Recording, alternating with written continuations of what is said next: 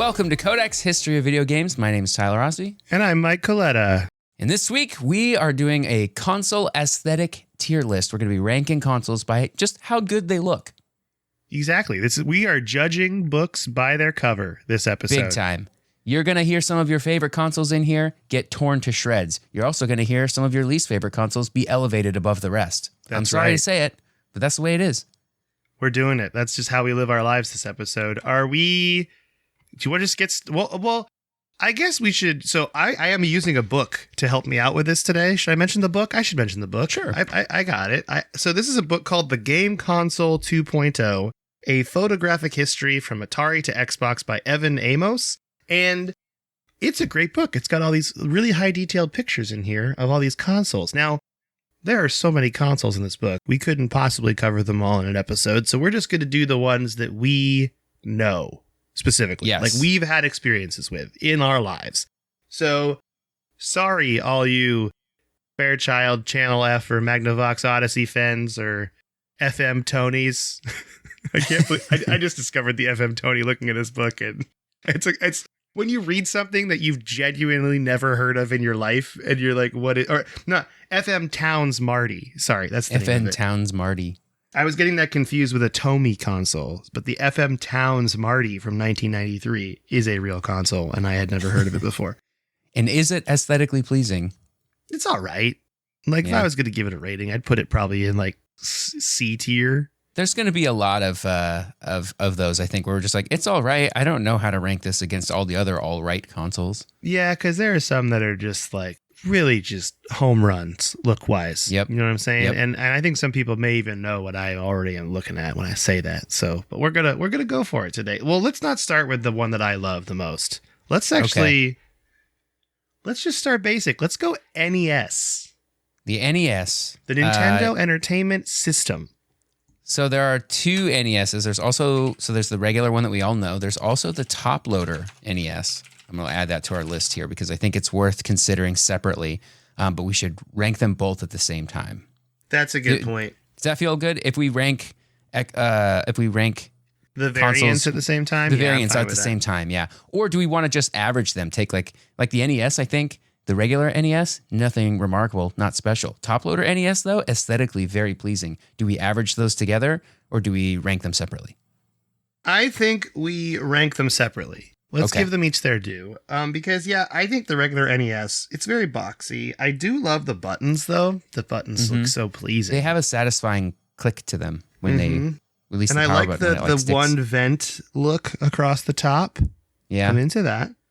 For me, I want to put the Nintendo Entertainment System as C tier. I'm with you on that. This is the base NES, not the top loader. Right. Base NES, C tier. Yeah. Now let's do the top loader, though. What do we think about how the top loader looks? It definitely looks more... Take a gander. It looks more intentionally designed. Yeah. It's got more curves to it. It's got some angles. Somebody put effort into this one where I feel like not a lot of effort was expended on the regular NES. Kind of looks like a building on the planet Hoth.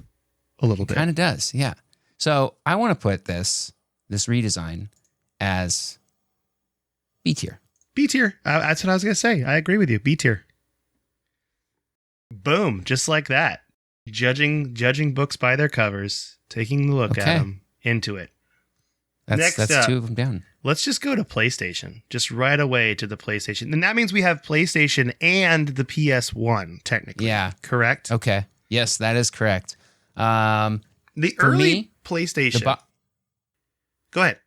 Yeah, the early boxy PlayStation, I'm not a huge fan. I think that's a C tier for me. Ooh, a C tier.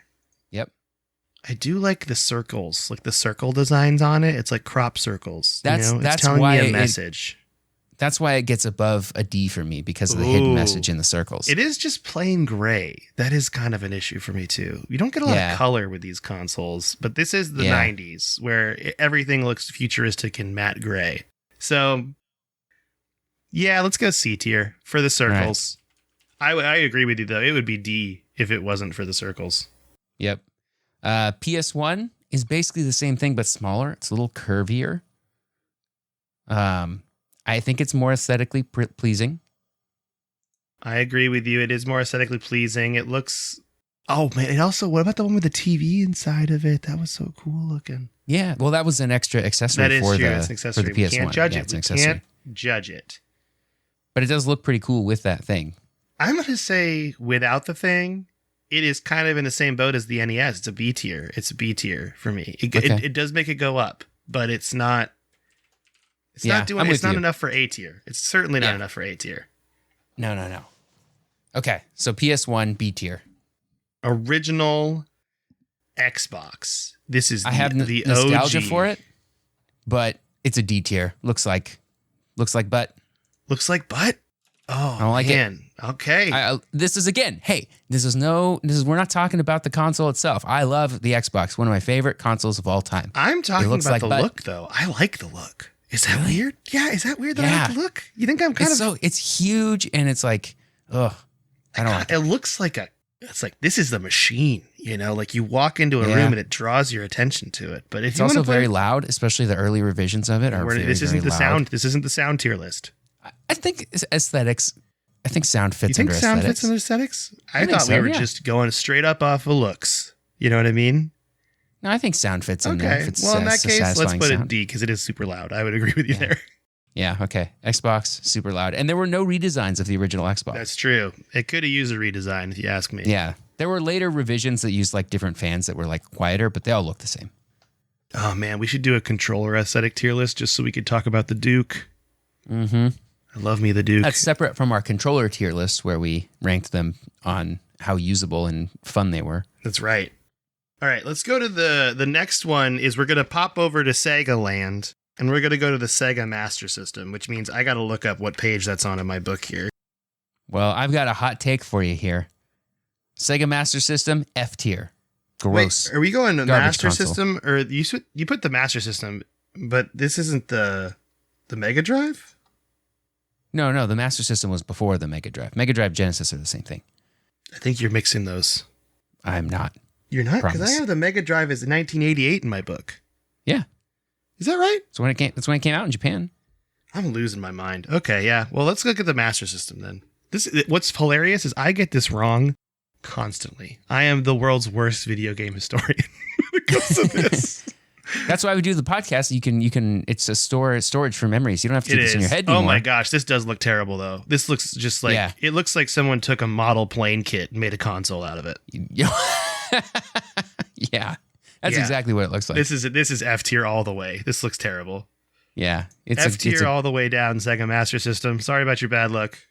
Yeah, it's like they tried to be futuristic with it and failed. Oh my gosh. You know what's funny is you said that, and now I look in the book and I just needed to read above, and I saw Master System as 1986. I'm losing it. Yeah, I'm going to call it my... we didn't say... Well, I had COVID, and I'm still recovering. I'm going to say that's my COVID foggy brain. So if I make any factual errors during this podcast, that's why. It's definitely that. It's definitely not me just messing things up, even though I'm mostly recovered at this point. It's all good. Sometimes you just forget stuff. It's okay. Is there a difference between the Mega Drive and the Master System look-wise, though? I mean, the Mega Drive and the Genesis look-wise, though. Not really. No, I don't think so. I'm going to go to the pages in the book on it and just take a look here, because I am curious about that. There were several revisions of the Genesis and Mega Drive that we probably want to... Oh, yeah, because the Mega Drive does look a little different than the Genesis. As far as like noticeably different, but it is the same kind of general shape. It just has that little bit of a, not enough to. I guess it would be enough to warrant. Would it be enough to warrant its own tier list ranking? Probably not. Probably. I don't think so. I think the biggest difference is just that the Mega Drive. Although the Mega Drive doesn't had say. this atrocious font that said 16-bit in front of it. That That's was true. just disgusting in giant gold weird letters. Yeah.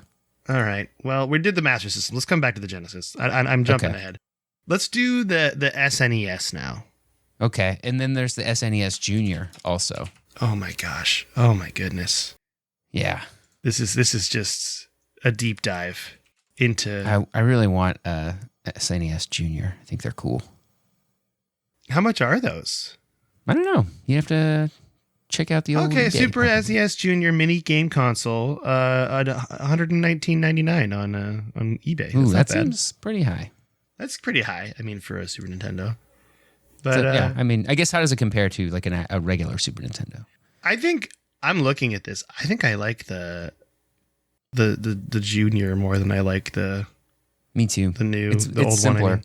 It is simpler. It's like got that look to it that's like, hey, this is some things like simple ingredients make better food. It's like that, but with a Super Nintendo. Yep, that's right. Super Nintendo does look pretty cool on its own, though. They made a bold choice with the purple that I really respect. And I do admire. too. I think Super Nintendo for me is higher up than the. I think we would do it this way. Super Nintendo is B. Super Nintendo Junior is A. Oh, all right. Am I going brash to put the SNES Junior in A? Is that a little too much? Maybe, but we can rearrange these later as more things start to fall into place. I think you're right that the SNES Junior is better than the regular SNES. And I guess I would put the regular SNES at B tier. So I guess that's logically, you're right. That's the way the cookie crumbles in this situation. That is indeed the way the cookie crumbles. All right. Striking through some of these so we don't lose our place. Good call. All right. PlayStation 2. Okay, the original PlayStation 2. The original PlayStation 2. Fat, boxy. Known as one of the greatest consoles of all time as far as the, like, everything about it gameplay-wise. But we're not talking about that. We're talking about looks. We're talking about just how does this thing look and feel and sound. And I gotta say, the two lights, the green and the blue lights on it, I like that. And I like the red, like for standby, when you put it in standby mode too. The rest of the console is pretty basic. It's just a rectangle, like a layered rectangle, like two rectangles on top of each other, which is cool and simple, I suppose. And I think it should get points for that. Do we care if it's vertical or horizontal? Does that change the look aesthetically to you at all? The way it lays? I think we need to judge it based on how it would look best, right? Like, I think it looks best vertical, personally. Me too. And you got to turn the little PlayStation icon on the disk drive. You have to turn it because it turns. Oh, yeah. I like that. So I think it looks better vertical. I think you're right. And I think I want to judge it with the blue stand that it did not come with, but you could buy separately. The picture I show has the blue stand. It makes it, I think. Yeah. I think with the blue stand, vertical, this is a very pleasing console. I think this is A tier. Do you think so? Okay. Very simple, but this is one where simple is good. Mm-hmm.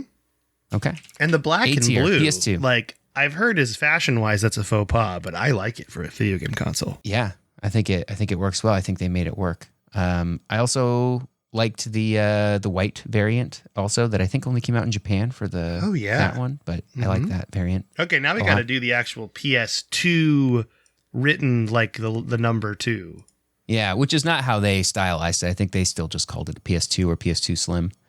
But I got to say, I think this is one where the redesign, I would take the redesign over the fat one if somebody were trying to give one to me to play, just because it's a little bit more reliable, which we're not judging on here. It's but almost also too slim. Is that weird to say? Yeah, I was going to say it's nicer that it's smaller, and I think for that reason, like practically speaking, I'd rather have a PS2 Slim.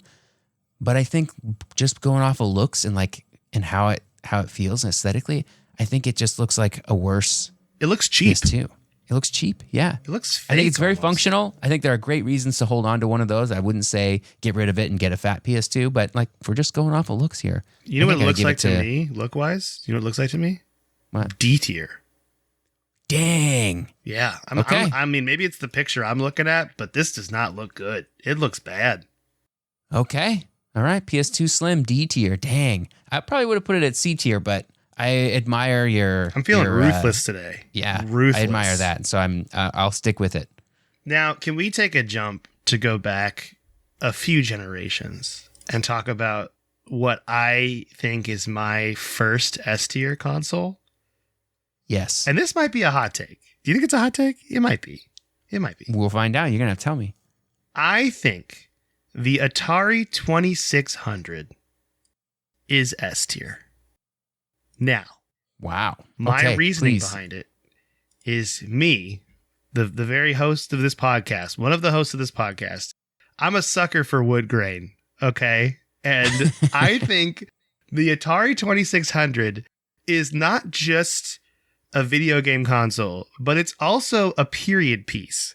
And the wood grain on it captures the time they were in back then. And it's just, it's so pleasing looking. The vents in the front, the wood grain paneling with the Atari logo in white. It's got this 70s classy look to it that I can't get over. And I have a Lego one behind me. I mean, I have the Lego model of it. I love it so much because I can't afford to buy a real one because I'm pretty sure they're kind of expensive now. But I want to give this S tier. What do you think? Am I being overzealous? Dang, man, that is a choice that I respect, and I guess we're gonna put it in S tier. I want to see what other consoles end up in S tier. I'll do it for you. I want to see what other consoles end up in S tier. I'm looking at the picture of it right now. Like I'm getting the actual photo in my book because it just looks so beautiful. It just I don't know why. I this might be just entirely me and my personal choices making this decision, but I'm looking at it and like the wooden strip up front, the venting, the switches that are like toggles. I just love those. Yeah. I love them. It definitely feels of its time. Yeah. And what's hilarious is if you take the top panel off, I'm looking at this in the picture right now, there's actually only 2 holes for vents. It's not the whole thing. It's just these 2 holes. So it's entirely for looks. And I kind of dig that. Nice. Yeah. Atari 2600, I'm putting it as S tier. Come at me, emailers and commenters and Discord people. All right. If you got a better hot take of the Atari 2600, we want to hear it. Yeah. I just, every time I see a wood grain car on the road, I get excited that it's in the wild still. You know what I mean? Yeah. There's something about that growing up, like seeing the 70s wood grain on everything that makes me happy. That pattern. Yeah. Okay. Now we're going to do a big time jump and we're going to go to the Xbox 360, which has 3 variations. It looks like. Okay.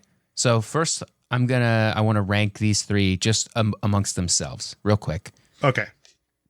I think the 360E is the best looking one. I think the 360 it comes second, and then the Slim is last. And the Slim I think they're all pretty good, but I think the Slim is last. I would agree with you on the Slim being last because if I'm going off of memory, I haven't pulled it up yet, so I'm working on that right now. But the original Xbox 360, I like the curviness of it. It's curvy, but not too curvy to me. Yeah.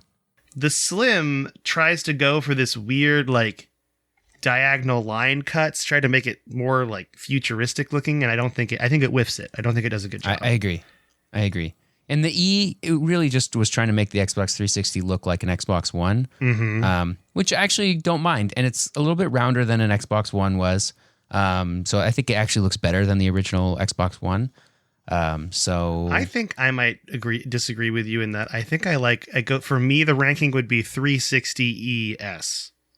Oh, okay. Yeah, but that's okay that we disagree.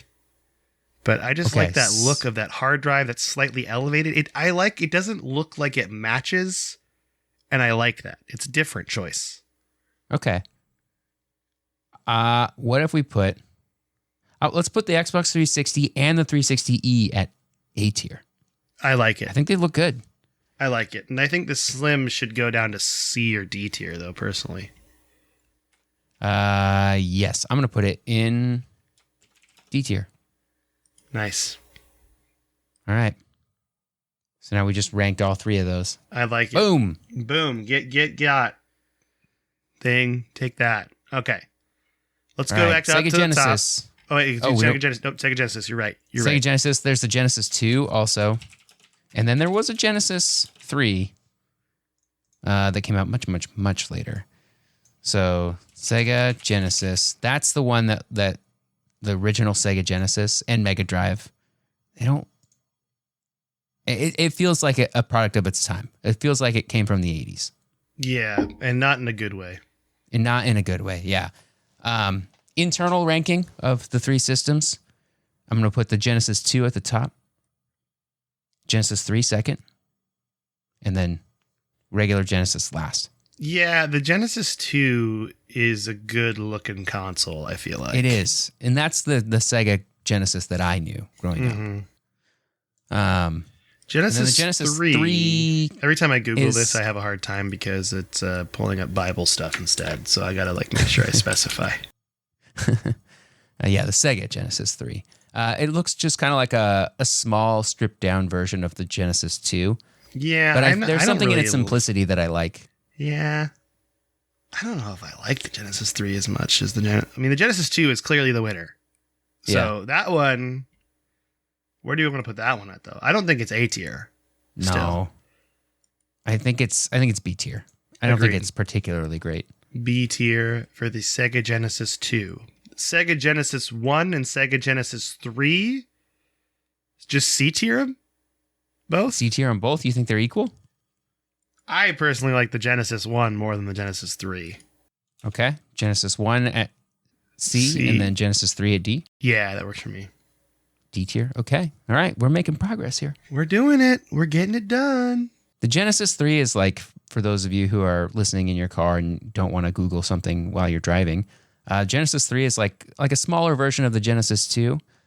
It was made in 97 or 98, way after the Genesis was done, as sort of a way for Majesco, I think was the licensee. They just made it to see if they could continue selling it because it was probably so cheap to make at the time. And they could sell Sonic games with it, or they could pack Sonic games in with it so people could pick up a Genesis 3 for their kid that didn't know that it wasn't the newest thing in the world, and it was probably $20 and came with a Sonic game, I bet. So yeah, I think it's cool. But it doesn't work with any accessories. So if you're trying to hook up your 32X, I'm pretty sure it doesn't even work with the 32X. And it doesn't work with the CD add-on either. So you're stuck if you got a Genesis 3. I think, well, you know what I'm going to do for the next one. You know me. You know me so well. I know where you're going with this one. We're back to Nintendo consoles. We're talking about the Nintendo 64. And I know you want to put this at S+ tier. I do. I really do. Because it's so different. It's so different than the other ones that before it. It looks, it's got curves to it. It's got this weird bump in the top middle of it. It just looks good. Yeah. Simple. And 4 controller ports. It's very symmetrical too. I might disagree with you, except for I think the translucent plastic versions of those. Which was the style at the time. So good. So especially the blue and the green ones. Do we have to say specifically a translucent Nintendo 64? I don't think so, because otherwise, if we get into ranking all the different variants colors, then in it's that, gonna get too much. Then we start to get into ranking all the colors, and I don't think that's weeds worthwhile. There a little bit, yeah. Yeah, I don't think those are a significant redesign. They're just different colors, and so I think we can just count them as the main thing. Also important to note that we are not doing handhelds because that would be a whole separate list. That's its own thing, which we will do at some point, I'm sure. Nintendo 64 is S tier. Fight me. Yep. I love all the colors in the Funko-Land colors. I want them all. If I had room, I would buy them all and display them proudly. Man, that'd be so cool. I've been looking at aftermarket shells, and it's pretty. The world of aftermarket Nintendo 64 shells is pretty cool, if you ask me.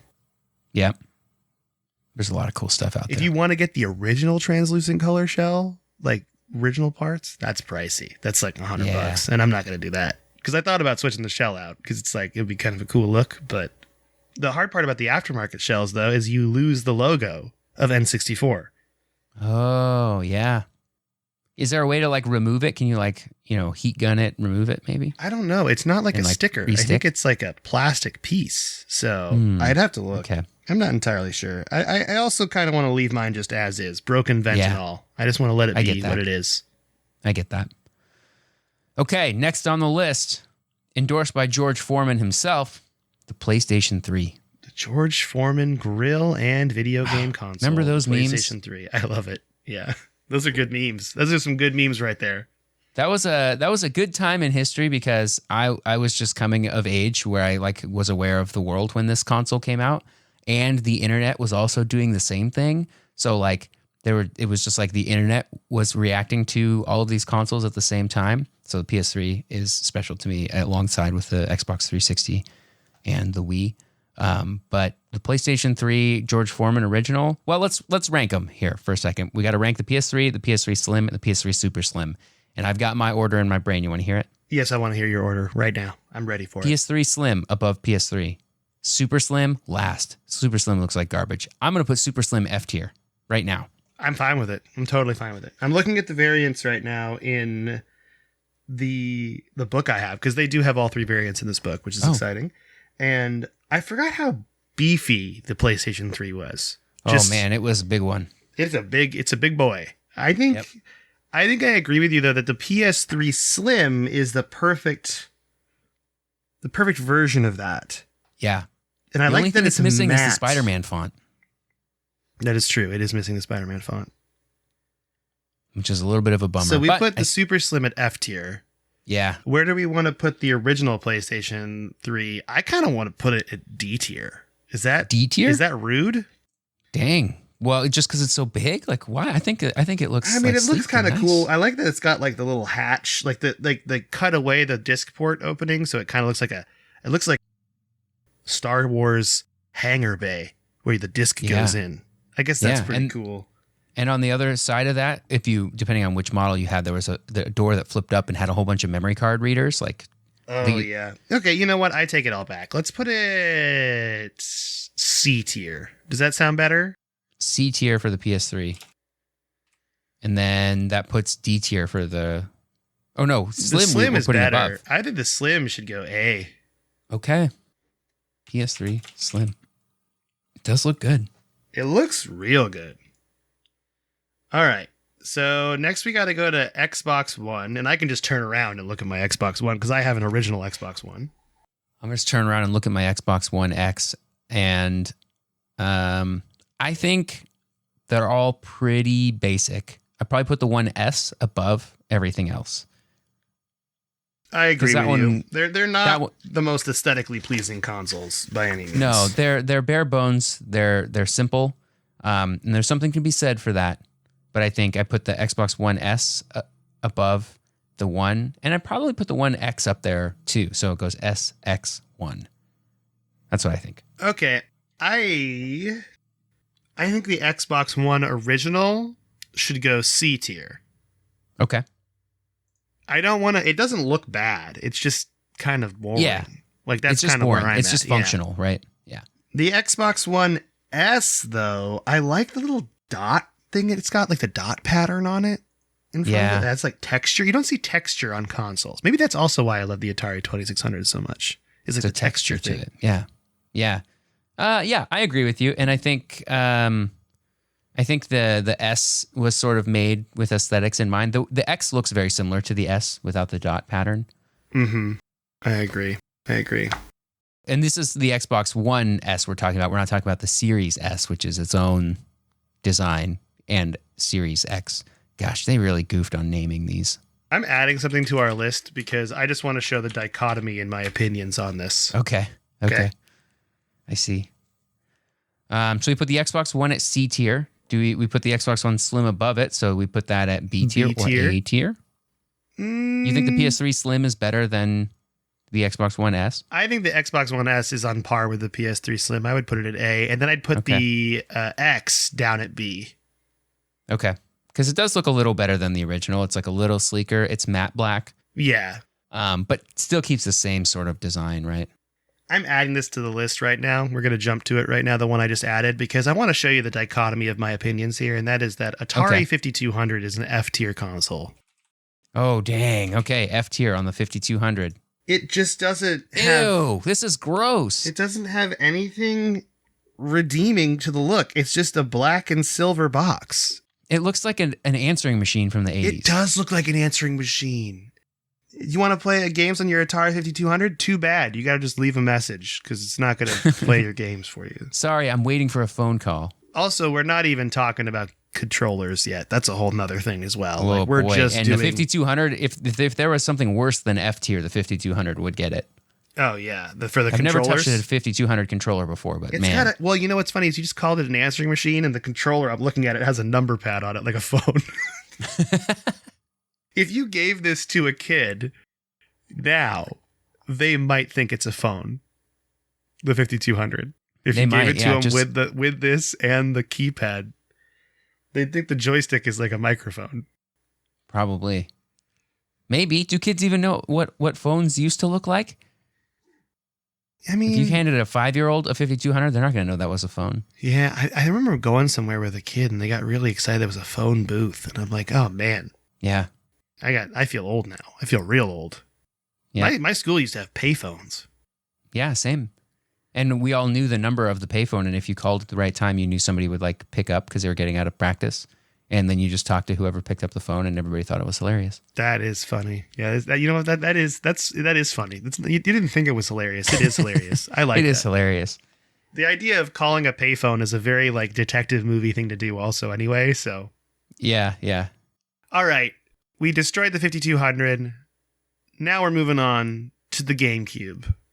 Oh boy, the handle puts it a notch above You think so? because I think the handle is very aesthetically pleasing. It's functional, which is great. Not what we're grading things on, but I do find it incredibly aesthetically pleasing. I really, really love the GameCube. You know what? I also love the GameCube, and I think this is kind of another one of those things where they really knocked it out of the park look-wise, and I'm willing to give the GameCube an S tier if you are. How do you feel about it?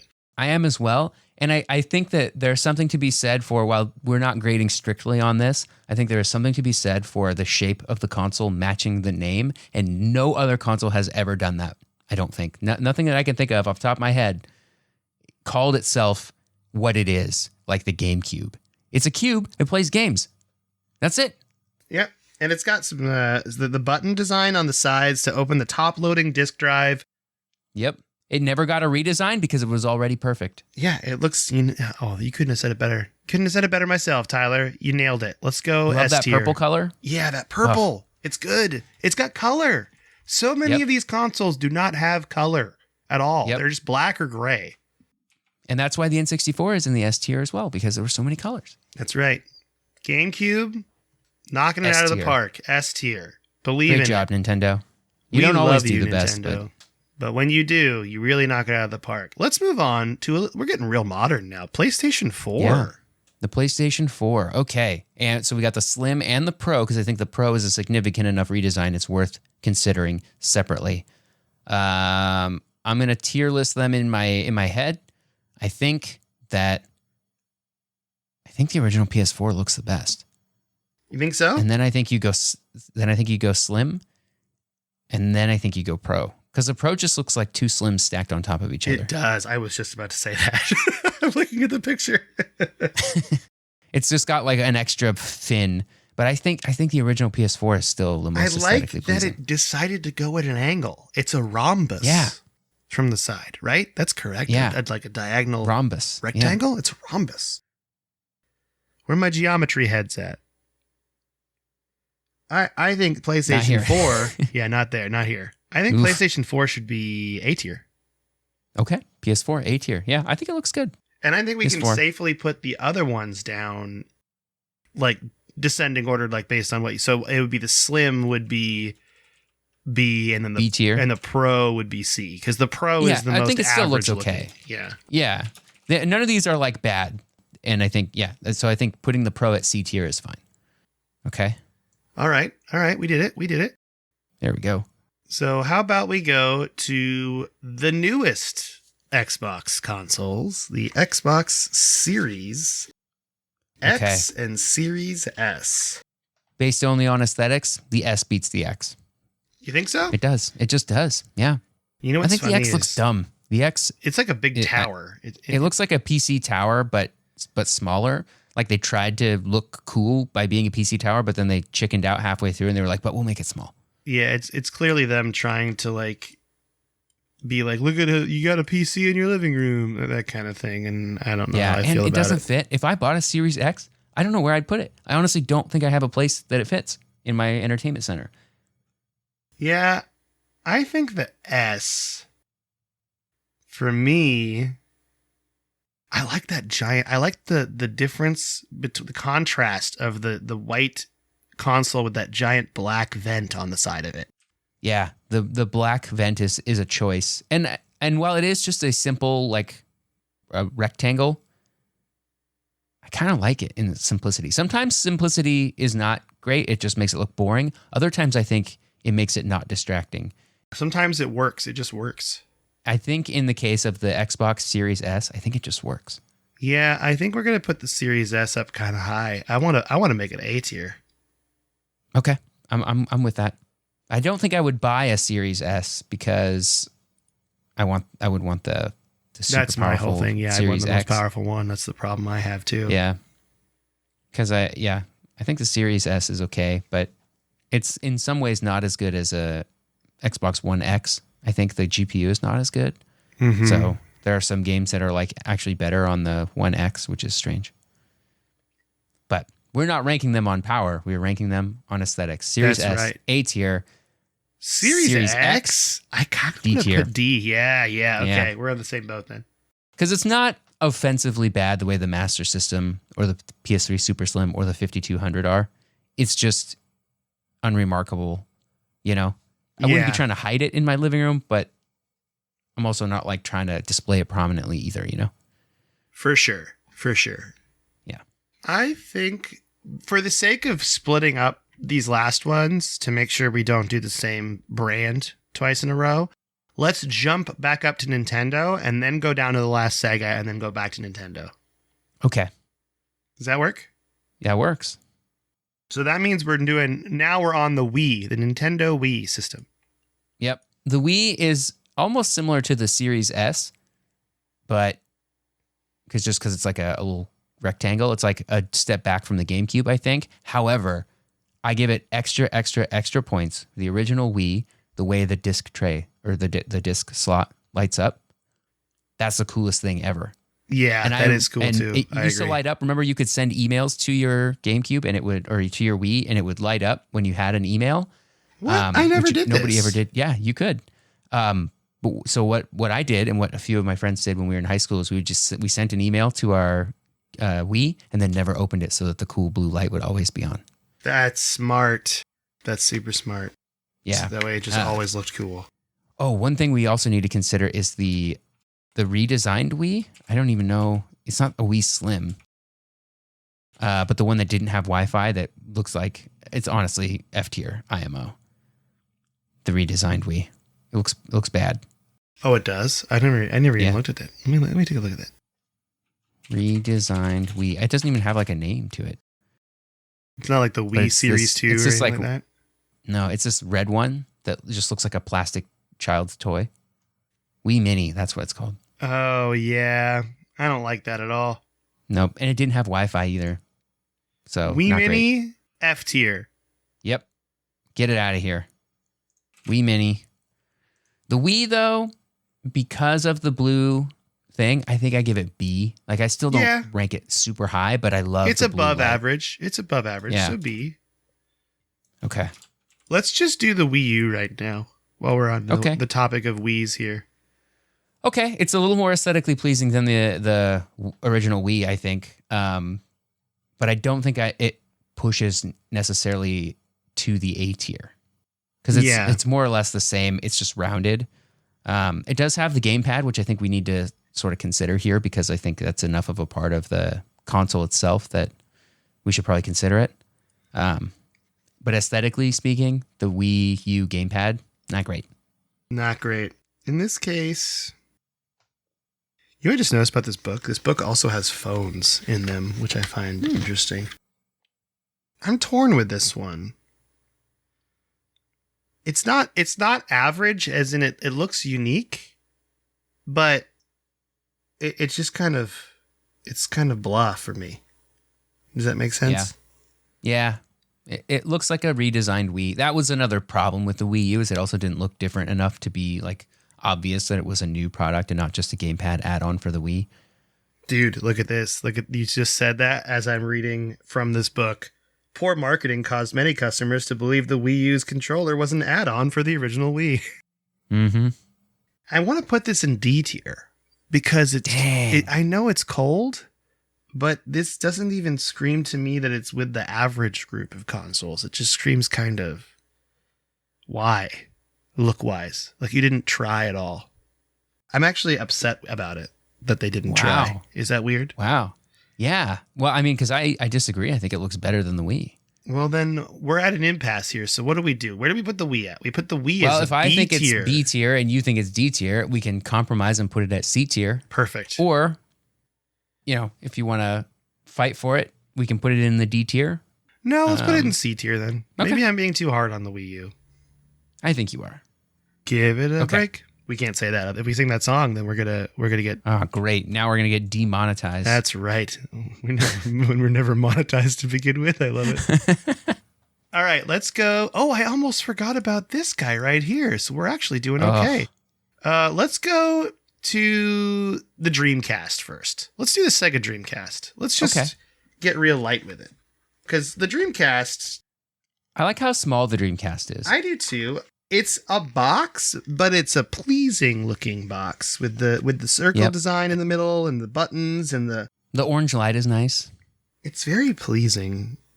I'm going to put that, for me personally, I would say this is B tier. This is above average, this console. Okay. Look-wise. I can get behind that. I will disagree if the controller is not that up there. I know we're not ranking them based on controllers. I'm just giving a preview of if we do a controller one of these. The controller Dreamcast would controller, be destroyed. Not a huge fan. Yeah, we would. It's kind of bulky. It's got the problem that the Duke does. Yeah. But if we're ranking purely on looks, we'll see. Also, the bottom cord. Ugh. Oh, yeah. Why put the cord on the bottom? Bad call. Sega. Tommy Boy, Kalinske. I don't know if you were involved. Tommy Kalinske, you weren't involved. I'm still just upset with your alma mater. Okay. That's what he did. The last thing he did before he left is he was like, it has to come out of the bottom. And then he left. And then he told a long story about his family that Tyler didn't care about. And then he walked out the door. All right. So that's pretty good with the Dreamcast. I feel good about that. Let's jump to the PlayStation 5. Ooh. Okay. Ooh. Here's my hot take. This is either F tier or S tier. I don't think there's in between. 100%. This is either a really great console or truly awful. I think it looks like you tried to make an Alienware PlayStation. That's what it looks like to me. And I'm going to be honest in that the aesthetics of Alienware does not do it for me. I do not like it. Yeah. It feels like this console is trying too hard. It feels a little over-engineered, honestly. I appreciate the gusto. Like, they tried a thing. Like, they made a statement here, and I appreciate that. I also understand that it probably, for technical reasons, it needs to be the largest console basically ever. So that requires some design work to make that work. I think it looks cool now because when I look at it, I know it's state of the art as far as consoles go. And so I have an association with the looks of it that is positive. However, I think in about 20 years, we're going to look back on this PS5 and go, what the heck was that? We're going to look at it a lot like we look at the Atari 5200. That's right. And the PS5 Slim, whenever that comes out, I know they got to be working on one. I bet you that is going to look a lot cooler than this. And that will be the one that we remember fondly for its aesthetics. I think the PS5 we will remember fondly for, at one point it was the state of the art. But man, now it just looks goofy. Do you think F it's tier. better vertical or horizontal? Vertical. Agreed. But I give it an F tier. I agree with you. PS5. Let's throw it in the F tier. It was an Because experiment that failed. F is for failure. That's right. That's where history will leave it, in my opinion. History will look back on the PS5 aesthetically and think not fondly of it. For this last one, I kind of did this intentionally last because it's a weird one. The Switch, it's a handheld and it's a console. So we have to judge it off of it sitting in the docking station for this one.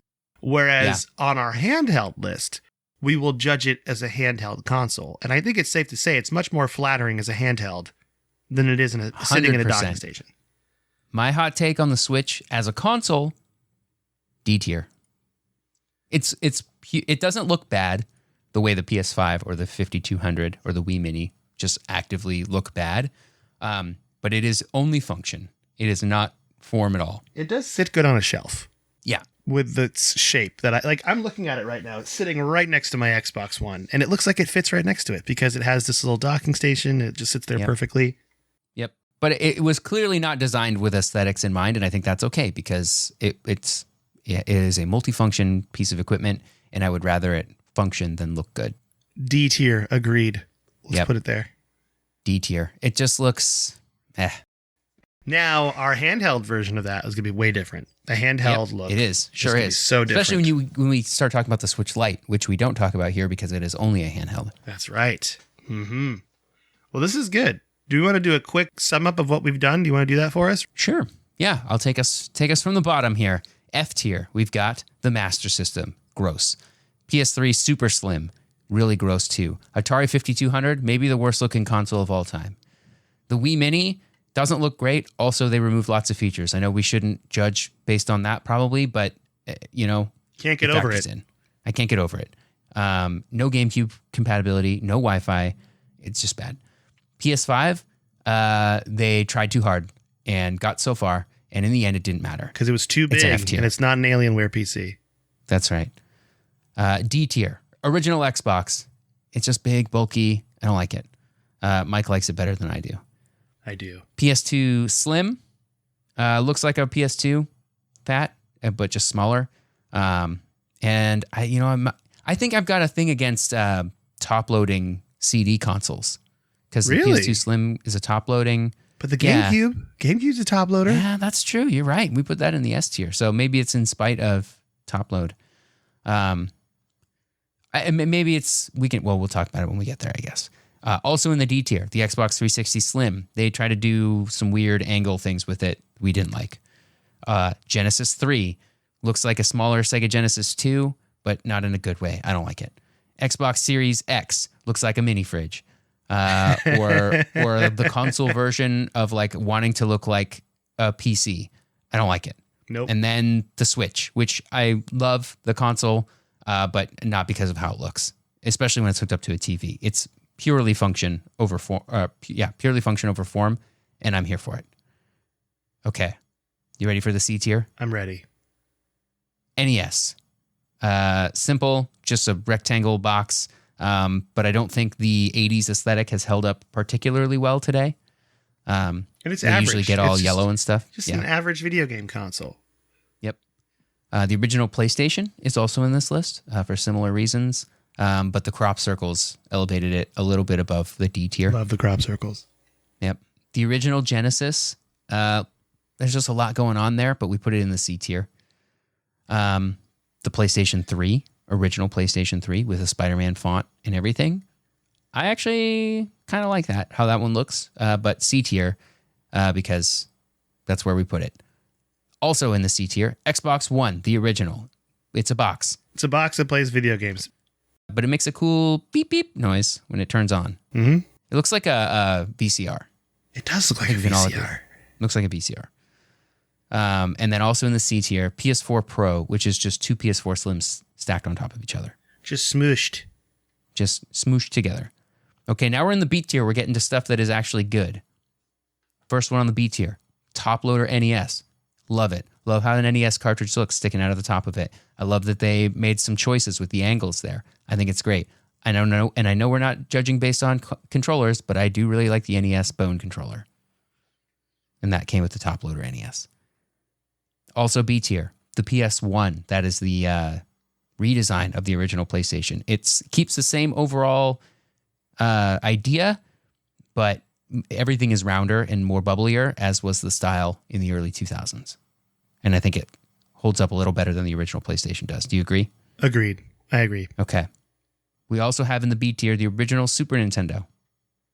Because the purple. We like the purple. It's purple. The purple is good.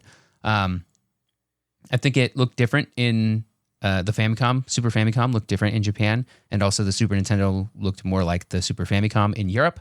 But we're going off of the North America Super Nintendo. The purple was a choice, and I think it worked. Love it. Also in the B tier, Genesis 2. That's my Genesis. That's the one that I think of when I think of the Sega Genesis. Do you agree? I mean, that's my Genesis too, I think. Now I think about what I owned. I had a Genesis too. Cool. Yeah. It didn't have a headphone jack on the front, which is a little bit of a I don't know bummer. if I used headphone jack ever on those consoles. I don't though. think anybody did. That's probably why they took it out. Yeah. Probably right. Okay. Also in the B tier, the Xbox One X. It's minimalist, but I kind of like it. Yeah. Also in the B tier, PS4 Slim. It looks like half of a PS4 Pro. It does. But it looks a little better because of it, because it's smaller. Also in the B tier, the original Nintendo Wii, mostly because of the blue LED around the disc drive. Send yourself an email to your Wii and you'll know what we're talking about.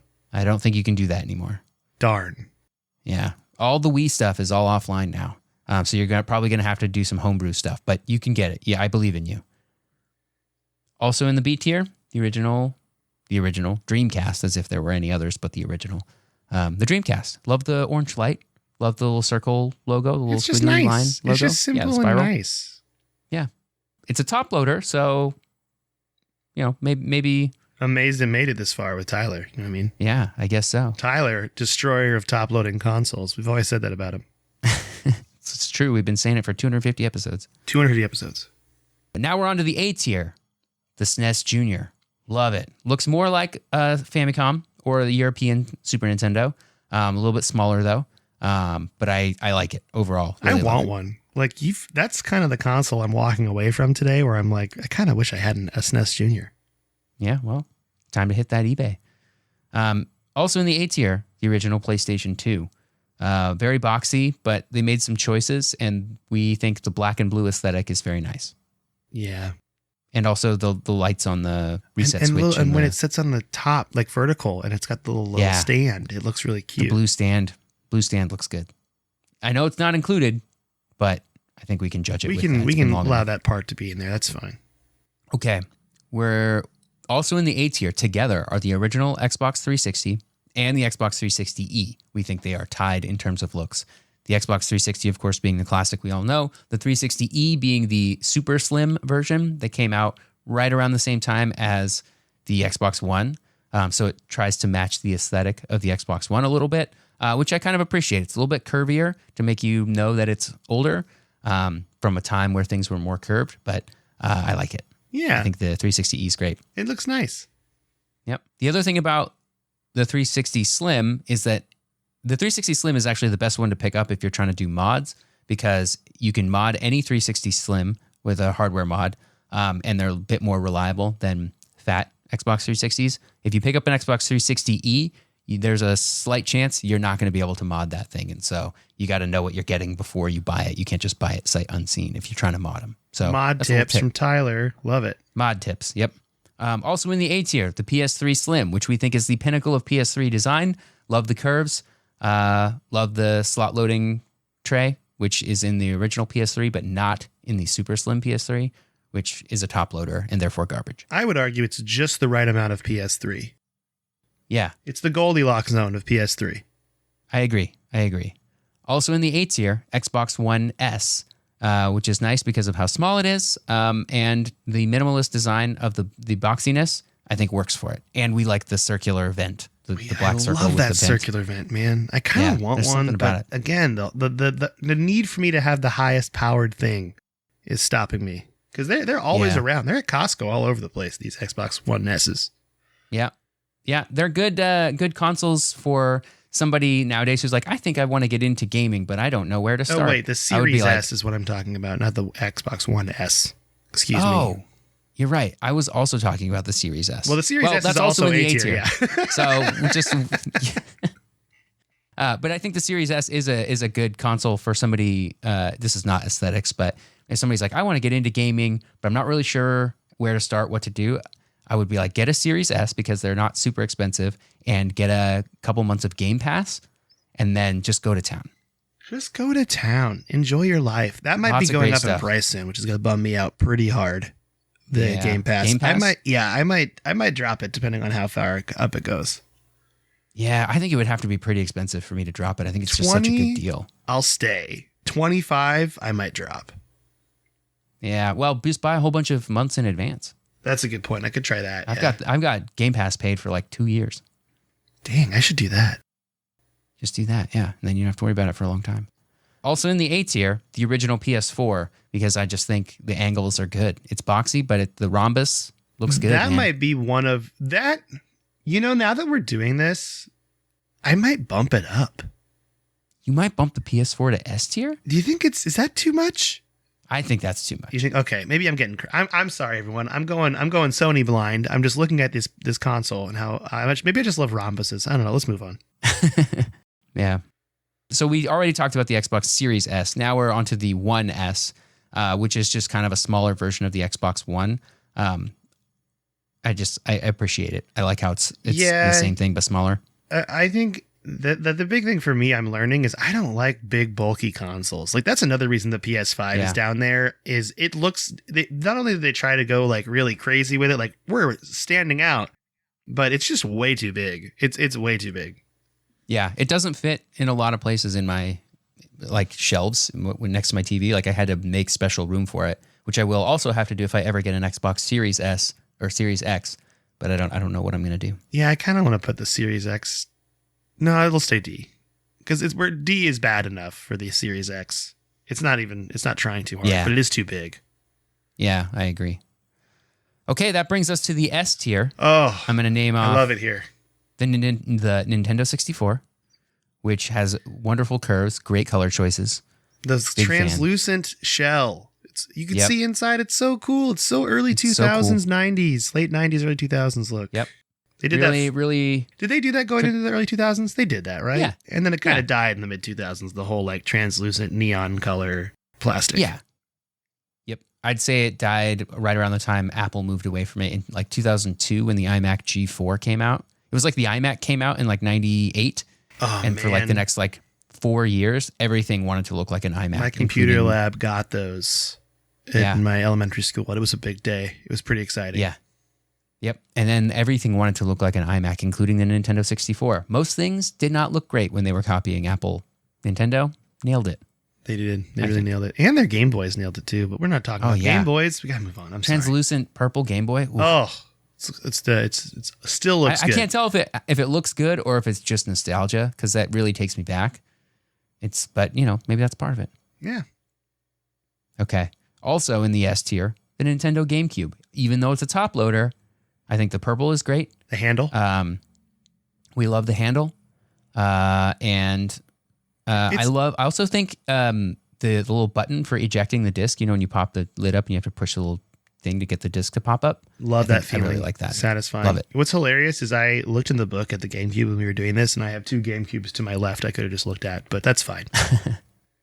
And then the last one in the S tier. My wild card is what this is going to be described as, I think. Mike's wild card. What is it, Mike? It's the Atari 2600. Dude just loves love wood grain. I love the vent across it. I love the big toggle switches. I love every part of this console. It's like beauty and class in a 70s early console, I feel like, to me, is the Atari 2600.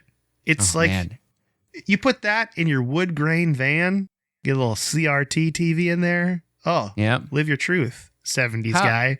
I don't know who this is. This character I just built in my mind, but how did they whiff it so hard with the 5200?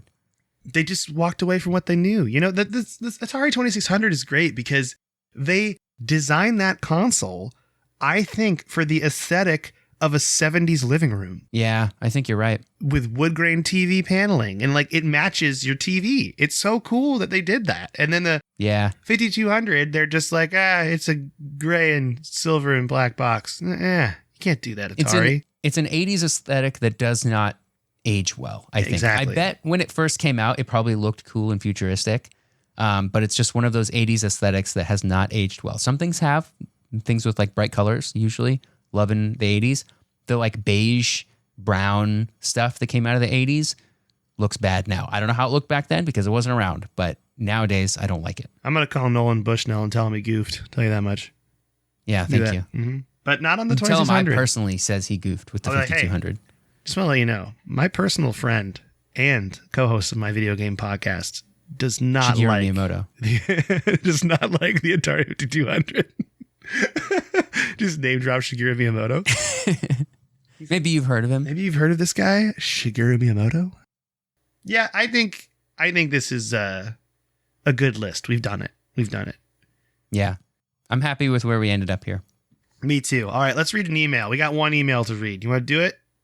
You can do it. All right, you did just do the whole recap. Here we go. This is from Andrew from Florida, and it's 90s nostalgia high is the subject line. Hey, you two.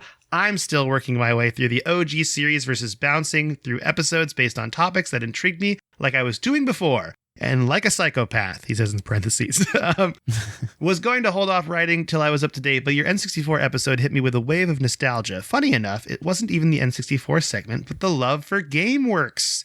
Growing up in Florida, we did have that rare Disney Quest location, but it was too expensive to visit. GameWorks, on the other hand, was the best in no small part because they had time cards versus credits back in the day. Yeah. You could buy 1 to 3 hours of unlimited swipes versus credits, so you could cruise through those games that were meant to drain your credits. I'm talking Time Crisis, House of the Dead, The Simpsons, Silent Scope, and the Jurassic Park and Star Wars seated shooters. Our location also had the 2-story hot air balloon game, where you had to pop your opponents, as well as a Tekken 3 Virtual Fighter setup. Only video I could find, and he has like a little video there, that you stood in and threw punches and kicks to control your character, which was honestly terrible because it couldn't register fast enough to do combos or super cool moves, but it felt like the future was now, which is nice. I like that. I wanted to point out one you may not have been familiar with. Going to take you back to the 90s, so throw on some flannel and play your favorite grunge, Alice in Chains for me. Did you know Blockbuster had the coolest full-on arcade? Blockbuster Golf and Games in Sunrise, Florida had it all. Big arcade with the first virtual coaster ride I'd ever seen, a Chuck E. Cheese style play area, mini golf, batting cages, and bumper boats for some reason. All that was missing were some Pizza Hut personal pan pizzas. Trying to remember it as an adult, I thought I was at a fever dream until I found someone on Reddit with pics. Anyway, thanks for taking me back week to week into some childhood nostalgia. Andrew from Florida. And they included pictures of Blockbuster Golf and Games. This looks incredible.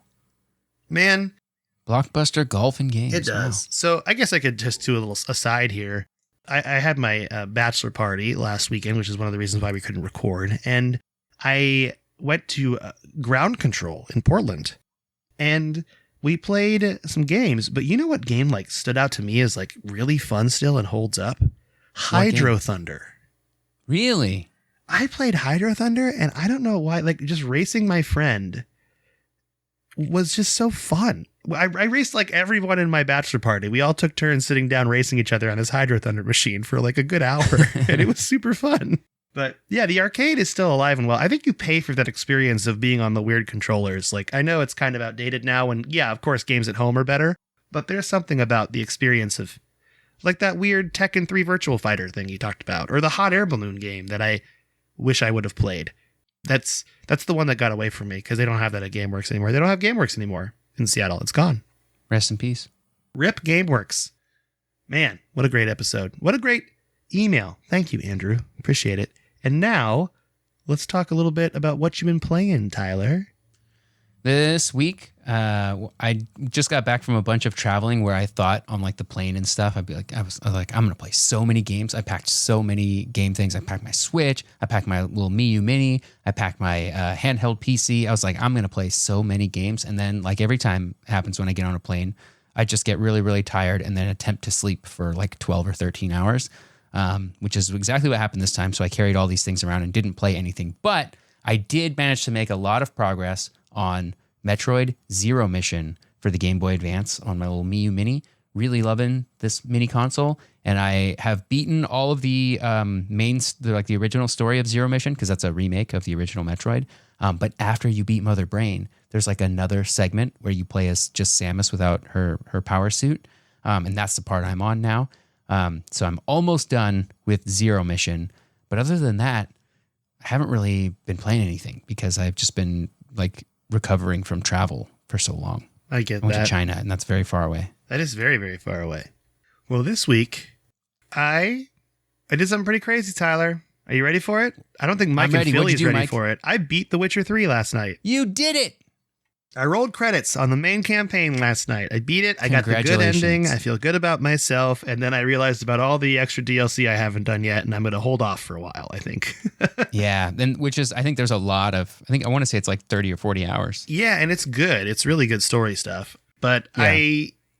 I also I romanced Triss, not by choice, but because I missed the opportunity to romance Yennefer because I skipped a save. And by the time I noticed, I was too far ahead. And so I'm do I want to play the game now on my save I have, or do I want to go back to that save before, romance Yennefer, and do the game again? I don't know yet. Honestly, though, I'm in no rush because I have so many other games to play. Speaking of other games to play, I'm about 2/3 of the way through Metroid Prime Remastered. Loving it. Big fan. Okay. Super into the game. But that's where I'm at right now with my games. This is a very long episode, but we've been gone for 2 weeks, so this is good to come back to. So with that, I think if you want to reach out to us, email us, codexhistorypodcast@gmail.com. Also, codexpodcast.net is a great place to go to see everything. We got our Discords up there, our Twitters up there, everything that you could ever want. codexpodcast.net. Go there. Tyler, do you want to say bye to everybody? Goodbye, everybody.